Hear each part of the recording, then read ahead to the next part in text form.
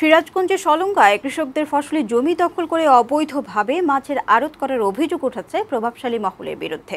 ভূমি মালিকদের অভিযোগ, জাল কাগজপত্র তৈরি করে এসব করছে সংঘবদ্ধ চক্র। নিজেদের জমি ফেরত পেতে স্থানীয় সংসদ সদস্য এবং প্রশাসনকে জানানো হলেও কোনো সুরাহা হয়নি বলে দাবি ভুক্তভোগীদের। সিরাজগঞ্জ সংবাদদাতা সুজিত সরকারের পাঠানো তথ্যচিত্রে লামিয়া আক্তারের প্রতিবেদন। সিরাজগঞ্জ হাটিকুমরুল গোলচত্বর ঘিরে বাস্তবায়ন হচ্ছে সড়ক যোগাযোগের মেগা প্রকল্প। এজন্য সেখানে সব স্থাপনা উচ্ছেদ করে প্রকল্প সংশ্লিষ্টরা। এতে উত্তরবঙ্গের অন্যতম বড় মাছের আড়তও ভাঙা পড়ে। আড়তটির জন্য আলাদা জায়গা নির্ধারণ করে দেয় সরকার।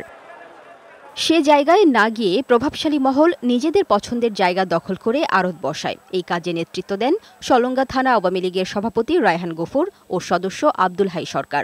স্থানীয়দের অভিযোগ, জাল কাগজ করে তাদের 10 বিঘা কৃষি জমিতে আড়ত করেছে।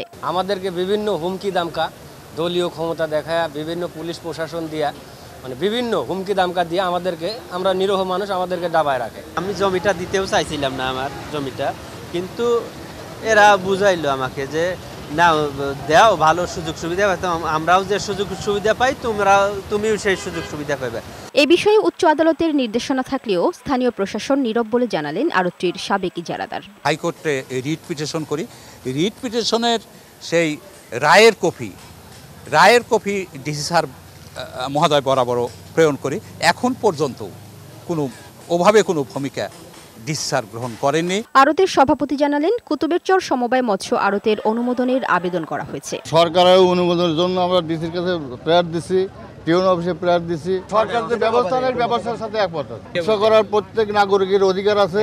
রায়গঞ্জ উপজেলা নির্বাহী কর্মকর্তা জানালেন, কুতুবের চর সমবায় মৎস্য আড়তটি অবৈধ। জমির মালিকরা যাতে ক্ষতির শিকার না হন সেদিকে নজর রাখবে প্রশাসন। এই কুতুবের চর মৎস্য আড়তটি আসলেই অবৈধভাবে চলছে। বারবার তাদেরকে বন্ধ করার জন্য বলেছি, আমাদের কাছে সময় নিয়েছে। এটি আমাদের জেলার সমন্বয় কমিটিতে উত্থাপন করা হয়েছিল।